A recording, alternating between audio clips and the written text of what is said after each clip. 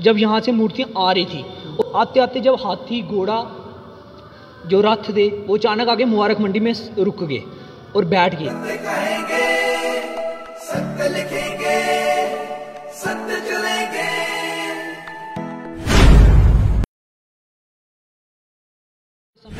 सनातन नहीं रहेगा तो जिस कारण से जन पाकिस्तान में जी जो अब आज हमारा हिस्सा जिसे हम पाकिस्तान में वहाँ से मूर्तियाँ फिर जब यहाँ से मूर्तियाँ आ रही थी और आते आते जब हाथी घोड़ा जो रथ थे वो अचानक आके मुबारक मंडी में रुक गए और बैठ गए ना। बैक साइड वहाँ दरबार सजता था, इसकी परछाई पड़ी उनके जहाँ पे दरबार सजा हुआ था। वहाँ पे लोग आए हुए थे, जहाँ ऊपर स्टेज बनाई हुई है वहाँ पे इनकी परछाई पड़ी, तो जिससे इस मंदिर की उनको बड़ा आश्चर्य हुआ कि जिस मंदिर की हम पूजा करते हैं उस मंदिर का ऐसे अपमानजनक बात हो रही है इस मंदिर की, तो उन्होंने उस वक्त आज्ञा दी कि इस मंदिर का जो शिखर है उसको हटा दिया जाए। तब से इस मंदिर एक हिंदू राजा था जो आज हमारा हिस्सा पाकिस्तान में है, उस जगह का राजा था हिंदू राजा, और हिंदू राजा ने ये मूर्तियाँ मंगवाई थी। राजा गदा है, एक हाथ में पद्म है, एक हाथ में चक्र है, और इतना भव्य स्वरूप यहाँ पर, इतनी देखिए आप कितनी मूर्ति की देखिए चमक कितनी है इस मूर्ति में। और ये जो माता लक्ष्मी है ये उत्तिष्ट रूप में है, सबसे बड़ी बात है ये उत्तिष्ट रूप में अपने भक्तों की पुकार सुनने के लिए उत्तिष्ट रूप में यहाँ पर। इस स्वप्न में गदाधारी जी आए, उन्होंने कहा कि मेरा मंदिर यहाँ मत बनाओ क्योंकि आने वाले सैकड़ों वर्ष यानी कि 100 वर्षों के बाद सनातन यहाँ से समाप्त होगा और मेरे दरबार यहाँ पर बंद रहेंगे, लोग मेरी पूजा अर्चना नहीं कर सकेंगे। क्योंकि उनको पहले ही पता लग गया था कि आने वाले समय पर यहाँ पर सनातन नहीं रहेगा, तो जिस कारण से भक्तजन पाकिस्तान में जी मंदिरों के शहर जम्मू में कितनी सारे ऐसे मंदिर हैं जिनकी जानकारियाँ शायद आपको नहीं होंगी, और बहुत सारे मंदिर जो हैं उनकी जानकारियाँ हमने आपको दी हैं। एक ऐसा ही मंदिर जो मुबारक मंडी में स्थित है, उस मंदिर की आज हम आपको तस्वीरें दिखाना जा रहे हैं। और इस मंदिर की खासियत यह है कि इसका शिखर नहीं है। शिखर जो मैं कह रहा हूँ क्योंकि ज़्यादातर मंदिर आपने देखे होंगे ऊपर शिखर होता है मंदिरों का, लेकिन इस मंदिर का शिखर नहीं है। अब इसके पीछे कहानी क्या है और शिखर क्यों नहीं है ये जानने की कोशिश करेंगे। मंदिर में आपको पहले बता दूँ गदाधारी मंदिर जो है इसका नाम है। पहले इसकी यहाँ की कुछ तस्वीरें, क्योंकि ये मंदिर जो है वो कहाँ पर स्थित है, मुबारक मंडी में कहाँ पर, ये सब आपको जानकारी हम देंगे। डीवीएन स्कूल के बिल्कुल साथ में ही ये स्कूल है, और यहाँ से जब आप अंदर आएंगे तो काफ़ी भव्य लगता है, क्योंकि मुबारक मंडी में जब भी आप घूमते हैं तो ऐसा आपको अनुभव होगा कि हम किसी राजा महाराजा के महलों में आ गए हैं। लेकिन इसकी ज़्यादा जानकारी जो है वो हमें प्रतीक रैना जी देंगे, जो एक अच्छी पहल इन्होंने शुरू की है। ये मंदिरों के बारे में खुद जाकर जानते हैं, पहले पूछताछ करते हैं, फिर उसके बाद हमें बुलाते हैं और फिर सभी लोगों को भी जागरूक करते हैं। प्रतीक जी आपका बहुत बहुत स्वागत है। धन्यवाद जी दीपक जी। अच्छा, इस मंदिर के बारे में थोड़ी आज हमें विस्तार से जानकारी दें आप।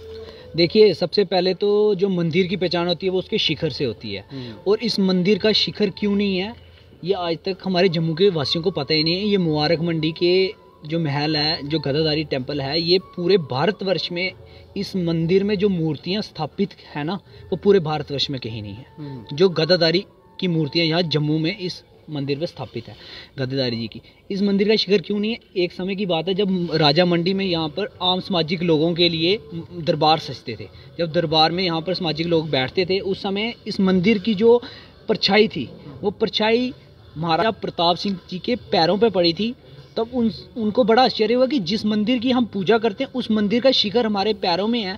तो उस वक्त उन्होंने ये आज्ञा दी थी कि इस मंदिर का जो शिखर है उसको हटा दिया जाए। उस समय ये मंदिर का शिखर हटा दिया गया था, क्योंकि उनके पैरों पर ये शिखर की परछाई पड़ी थी। तो उन्हें बड़ा आश्चर्य हुआ था कि जिस मंदिर को हम पूजा पाठ करते हैं उस मंदिर ये शिखर, ये जो सामने ऊपर शिखर है इसको हटा दिया था। अच्छा। हाँ, 1837 में बना हुआ। कहाँ पे कर रहे थे वो उस साइड जहाँ पे वो मुबारक मंडी पार्क है ना, बैक साइड वहाँ दरबार सजता था, इसकी परछाई पड़ी उनके जहाँ पे दरबार सजा हुआ था। वहाँ पे लोग आए हुए थे, जहाँ ऊपर स्टेज बनाई हुई है वहाँ पे इनकी परछाई पड़ी, तो जिससे इस मंदिर की उनको बड़ा आश्चर्य हुआ कि जिस मंदिर की हम पूजा करते हैं उस मंदिर का ऐसे अपमानजनक बात हो रही है इस मंदिर की, तो उन्होंने उस वक्त आज्ञा दी कि इस मंदिर का जो शिखर है उसको हटा दिया जाए। तब से इस मंदिर का शिखर नहीं है।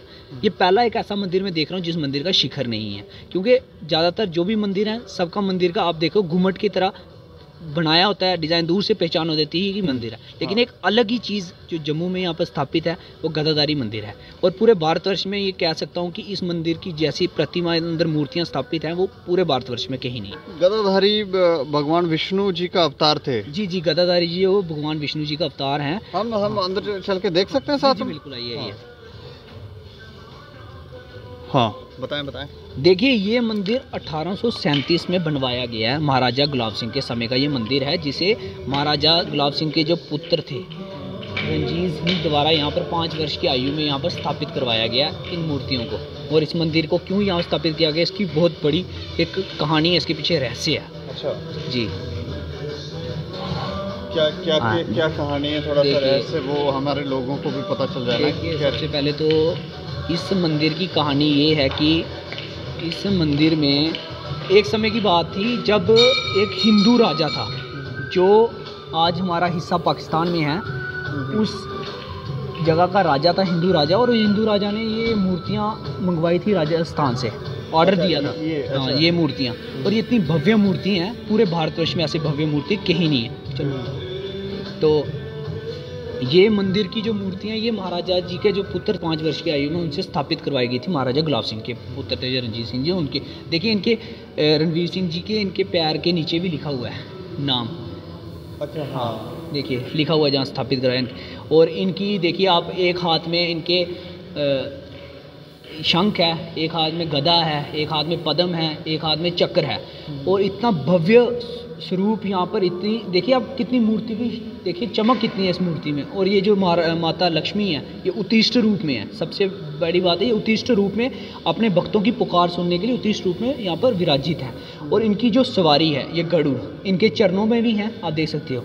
उनके चरणों में भी गरुड़ जी, हाँ, गदाधारी जी के चरणों में भी गरुड़ जी विराजमान हैं जो उनकी सवारी हैं।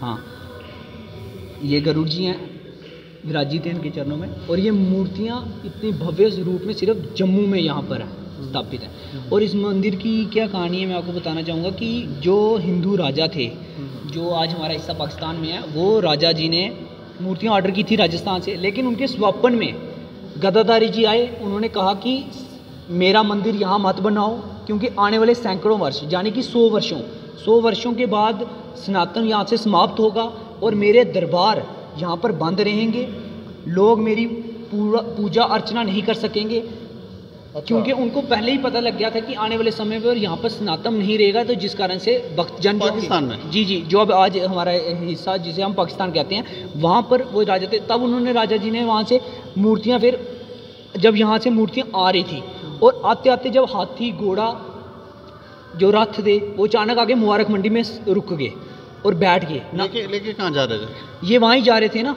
तो लेकिन राजा जी के स्वप्न में आ गया। फिर दूसरा जो ऑर्डर था वो महाराजा गुलाब सिंह जी ने बोला था कि ये मूर्तियाँ फिर हम बनाएंगे, क्योंकि महाराजा जी जम्मू में आगे भी इतने मंदिर बनाए हुए थे। और वहाँ के जो राजा थे, पहला ऑर्डर तो उन्होंने दिया था कि ये मूर्तियाँ वहाँ पर विराजित होंगी। लेकिन वहाँ पर जब स्वप्न में गदाधारी जी आ गए, उन्होंने मना कर दिया कि यहाँ पर मेरा मंदिर मत बनाओ, यहाँ पर मेरे मंदिर में जो भक्तजन आएंगे उनको हानि ही होगी, मेरे दरबार बंद ही रहेंगे, तो पूजा अर्चना ही नहीं होगी। सैकड़ों वर्षों तक, 100 वर्षों के आने वाली जो हमारी पीढ़ियाँ होंगी वो पूजा नहीं कर पाएंगी यहाँ। तो फिर ये मंदिर, यहाँ पर जो हाथी घोड़े थे वो यहाँ पर रुक गए। फिर यहाँ से इस मंदिर की जो प्रतिमा है, इस मंदिर को यहाँ पर स्थापित करवाया गया और तब से ये मंदिर यहाँ पर स्थापित है। 1837 में ये मंदिर यहाँ पर स्थापित करवाया गया था महाराजा। और इस मंदिर में ऐसा कहा जाता है कि ये रानियों के लिए, राजा साहब ने रानियों के लिए बनवाया था। इस मंदिर की बैक साइड एक गुप्त गुफा है, नेरी गली जिसको कहते हैं, बैक साइड इसके पीछे परिक्रमा करते हुए। अच्छा। हाँ, परिक्रमा करते हुए मैं दिखाना चाहूँगा। उधर से रानियाँ आती थी, उस रास्ते से, और यहाँ से पूजा अर्चना कर कर मुबारक मंडी के महल में द्वारा उसी गली से चली जाती थी। अच्छा। हाँ जी। और लोग इधर से इस साइड से आइए। ये भी मंदिर बाद, हाँ ये करवा सकते हैं। ये मंदिर बाद में बने हैं। अच्छा। हाँ, ये मंदिर थोड़ी देर पहले बने हैं। ये अभी भी नए मंदिरों की मूर्तियों का ये तो है कि ये मंदिर तो अच्छा बना हुआ लग रहा है। जी। ये मंदिर अभी थोड़ी देर पहले ये कोई 10 साल पहले यहाँ पर 5 साल पहले स्थापित करवाया, और लिखा हुआ डेट श्री 1990 में यहाँ पर स्थापित करवाए गए हैं। हाँ, लाइट थोड़ा बड़ा यहाँ पर स्थापित करवाए गए हैं मूर्तियाँ। लेकिन ये जो मंदिर की सही मान्यता है, इसी मंदिर की यहाँ गदाधारी जी की, ये विराजित है यहाँ पे स्वरूप।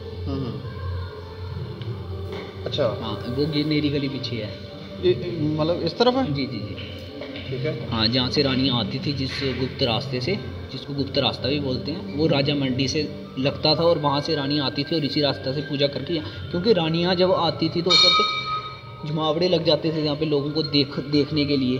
अच्छा, कि रानियाँ आई हैं, लोगों में होती है ना, जैसे उनके लिए, जैसे इस समय हीरो हीरो। हाँ, ये है गुप्त गुफा, ये देखिए, ये रास्ता है, ये रास्ता है नेरी गली का। यहाँ से रानियाँ आती थी और इस रास्ते से, खिड़की से आते थे। जी जी, ये नेरी गली है, बांधी रखी है सबसे। यहाँ से आई, रास्ते पूजा की और यहाँ से माथा टेक कर गदाधारी जी का प्रणाम करके यहाँ से दोबारा राजा मंडी में आती थी। यहाँ से ये रास्ता राजा मंडी में जाता था, इसी रास्ते से आती थी। और ये स्पेशल जो मतलब कि उनके लिए बनवाई थी रानियों के लिए, राजा साहब ने द्वारा। और इस देखिए यहाँ पे ऐसे ऐसे बहुत से मंदिर हैं हमारे जम्मू के अंदर। अच्छा, जो आपने देखा हो, चाहे बलराम जी का मंदिर हो, चाहे पीरों के पीर जिसे हनुमान जी का मंदिर कहा गया है, चाहे राधा रुक्मणी कृष्ण मंदिर रहा हो, ऐसे बहुत से मंदिर हैं जम्मू में जो लोगों को जाना चाहिए। और बलराम जी का मंदिर जो बल के देवता आपके, जी जी। और इस मंदिर की ऐसी भी मान्यता है कि इस मंदिर में लोग गयाजी जाते हैं मोक्ष की प्राप्ति के लिए। हाँ, गयाजी जाते हैं मोक्ष की प्राप्ति के लिए। अब गयाजी लोगों को मैं बताना चाहूँगा, गयाजी क्या, एक बहुत ब्रह्मा जी का वरदान द्वारा उसको किया, वरदान मिला था कि बहुत शक्तिशाली वरदान था, और वो 20 कोष का था। 20 कोष बहुत बड़ा मतलब जगह थी, उसके जितना फैला हुआ था उसका शरीर, 20 कोष के जितना। और 20 कोष के जितना, तो विष्णु जी को हवन करने के लिए एक जगह चाहिए थी। तो विष्णु जी ने बोला कि गया जी, मुझे एक जगह चाहिए, कोई ऐसी एक प्रभावशाली जगह होनी चाहिए जो साफ़ सुथरी हो। तो उस वक्त गया जी ने बोला, आपने कहीं क्यों जाना, इतनी मेरे को वरदान मिला हुआ और इतनी मैं इतना स्वच्छ और साफ़ सुथरा मतलब मैं हूँ, तो आप मेरी पीठ में आप मेरा यज्ञ कीजिए। तब उस समय उन्होंने यज्ञ जो था वो गया जी की पीठ पे किया विष्णु जी ने। तो अग्नि की लू से सिकुड़ता गया राक्षस था, उसका 20 कोष का शरीर 5 कोष में हो गया ये अग्नि से। और लोग उधर मोक्ष की प्राप्ति के लिए जाते हैं, तब से लोग उधर जाते हैं, गया जी, हाँ जी गया जी जाएंगे मोक्ष की प्राप्ति, पिंडदान करके आएंगे। लेकिन जो ये विष्णु जी हैं, ये गदाधारी जी हैं, जो रूप है विष्णु जी का, ये मोक्ष का साक्षात परिणाम है। यहाँ पर जो स्थापित है, यहाँ पे आए मात्र से आपके बुरा चाहने वाले का हानिकारक हो जाता है और आपको मोक्ष की प्राप्ति होती है। इस मंदिर की ऐसी भी बहुत मान्यता है कि क्योंकि लोग इतने दूर बिहार चल जाते हैं, नासिक चल जाते हैं पूजा पाठ करने के लिए, जो सुविधा आपको मंदिरों में जहाँ जम्मू में स्थापित हैं इस मंदिरों की, क्योंकि बहुत सी मान्यताएं ऐसी जुड़ी हुई हैं। लोगों को जानना चाहिए, मंदिरों में आना चाहिए, माथा टेकना चाहिए और अपने मंदिरों की शोभा बढ़ानी चाहिए। तो जितना हो सके जम्मू के मंदिरों को में आएँ। और यहाँ आते हैं लोग, देखिए बीच में बहुत कम लोग, जिनको पता ही नहीं, कईयों को तो पता ही नहीं है अंदर मंदिर भी है कहीं DBN स्कूल के पास। इतना भव्य मंदिर है और पूरी प्रतिमा जो इधर यहाँ पे मैंने आपको बताई, जैसे ऐसी प्रतिमा पूरे भारतवर्ष में कहीं नहीं है। इतनी बड़ी प्रतिमा जो यहाँ पर स्थापित की है पूरे भारतवर्ष में। गया जी के और भी मंदिर होंगे, गदाधारी जी के, लेकिन ऐसी प्रतिमा कहीं नहीं है। प्रतिमा एक बार फिर लोगों को बता दें कि यहाँ पर पूजा करने से क्या फल मिलते हैं। देखिए, मोक्ष की प्राप्ति के लिए लोग जाते हैं गया जी, मोक्ष का प्राप्ति का फल मिलता है, यहाँ पे मोक्ष प्राप्त होता है। यहाँ पे आके गदाधारी जी मोक्ष के एक स्वरूप में यहाँ पर विराजित हैं। और माता लक्ष्मी की आप देखो, कहीं भी जाएंगे यहाँ पे आपको मूर्तियाँ बैठी हुई स्थापित की थी, लेकिन यहाँ पर मूर्तियाँ उत्तिष्ठ रूप में विराजित हैं, खड़ी हैं बिल्कुल अपने भक्तों की पुकार सुनने के लिए। मतलब और माता लक्ष्मी का आपने देखा होगा कई जगह हाथ ऐसे होता है, लेकिन यहाँ पे माता लक्ष्मी के हाथ ऐसे हैं, बिल्कुल तैयारी में है कि भक्तजन जो आ रहे हैं उनकी पुकार में सुनने के लिए बिल्कुल तैयार बैठी हूँ और चलने के लिए उनका साथ। ऐसे मंदिर आपको कहाँ मिलेंगे जो इतनी सुंदर है, चीज़ें यहाँ पर स्थापित की गई हैं। क्या रहस्य रहा हूँ मैंने आपके समक्ष रखा, जो चीज़ हमारे तक पहुँचती है हम चाहते हैं आपके लोगों तक पहुँचे, लोग आएँ माथा टेकें और 10 चीज़ें जानेंगे तो लोग और आगे आने वाले जो लोग होंगे उनको भी सुना पाएंगे। यही चाहते हैं हम। और चलिए शुक्रिया, बहुत बहुत धन्यवाद। तो जो भी लोग मोक्ष चाहते हैं, जो भी लोग मोक्ष चाहते हैं, हमें लगता है कि उन्हें इस मंदिर में यहाँ आकर पूजा अर्चना करनी चाहिए। और भगवान गदाधारी जो हैं वो यहाँ पर विराजमान हैं माँ लक्ष्मी जो हैं वो विराजमान हैं, और लोगों को जानकारी ना होने की वजह से यहाँ पर लोग नहीं आ पाते हैं। ये हमारी थोड़ा सा हमें लगता है कि एक बहुत बड़ी विडंबना है। लोगों को जानकारी नहीं है कि कहाँ पर कौन सा स्थान जो है वो है। इससे पहले भी हमने आपको बताया था कि शक्तियाँ अपना स्थान स्वयं चुनती हैं और फिर वो वहाँ पर उनके मंदिर जो हैं वो भव्य मंदिर बनते हैं। तो ऐसे ही कोई मंदिर नहीं बन रहे हैं, किसी की इच्छा हुई कि मुझे मंदिर बनाना, मैं भव्य मंदिर, ऐसा नहीं है। मंदिर के पीछे जो मंदिर स्थापित होते हैं उसके पीछे शक्तियाँ जो जिनका मंदिर बनता है उनकी इच्छाएं होती हैं, तब वो मंदिर वहाँ पर स्थापित होते हैं। हम ज़रूर चाहेंगे कि आप मुबारक मंडी के अगर आसपास घूम रहे हैं तो ज़रूर आएँ और यहाँ पर गदाधारी मंदिर में आएँ और यहाँ पर इनके दर्शन भी करें और अपनी राय भी रखें। और देखते रहें दैनिक सवेरा समाचार। मुझे और मेरे सहयोगी राजेश लोकहोत्रा को दें इजाज़त। नमस्कार।